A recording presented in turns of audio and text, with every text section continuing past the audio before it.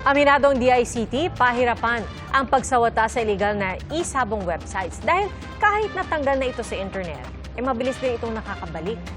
At kaugnay naman sa kaso ng mga nawawalang sabongero, naghihintay na lang ng mga dagdag na dokumento ang Justice Department bago mailabas ang subpoena para sa nasa 6 na inireklamo ng multiple murder.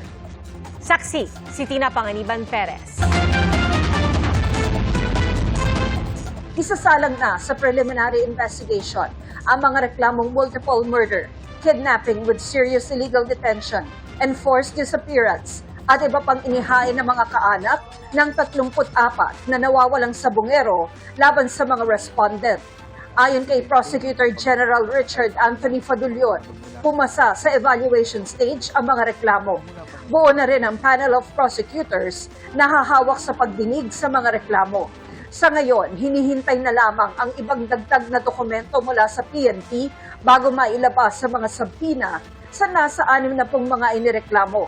Sa briefing ng House Committee on Human Rights, sinabi ng Department of Justice na wala pa sa Witness Protection Program ang whistleblower na si Julie Dondon Patidongan. Still on the process. The witness can only apply under the Witness Protection Program once the case has been evaluated by our prosecutor. According to our police counterpart, the witness is very much secured. There's no doubt that something like this is definitely urgent.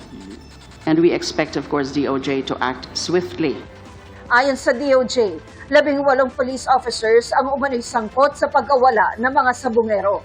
I hope that the current investigation being made by both NBI and PNP actually cover big fish or influential or big personalities. I give the full commitment of the agency in pursuing this investigation until the end. There will be no sacred cows.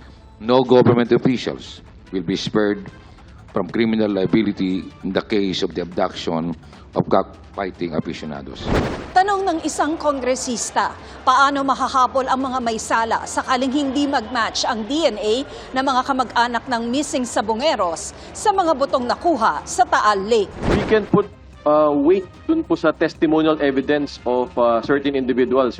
Naniniwala ang chairperson ng komite na nag-ugat sa sugal ang kaso ng mga nawawalang sabongero.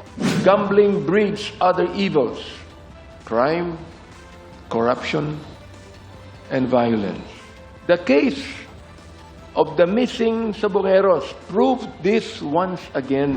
Sabi ng Department of Information and Communications Technology, mahigit 50,000 illegal e-sabong sites na ang napatake down nila mula 2023. Ito po ay malalaking mga sindikato at hindi lang po illegal gambling ang yung iba po kasi ang pangalan nila hindi isabong XXX that po. Minsan pinapangalanan nila na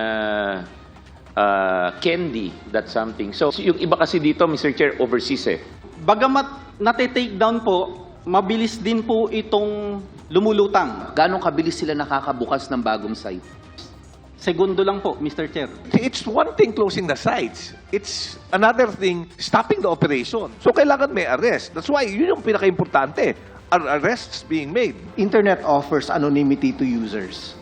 So yung mga kriminal ho natin are using these technologies. Para sa GMA Integrated News, Tina Panganiban Perez, ang inyong saksi. Mga kapuso, maging una sa saksi. Mag-subscribe sa GMA Integrated News sa YouTube para sa iba't ibang balita.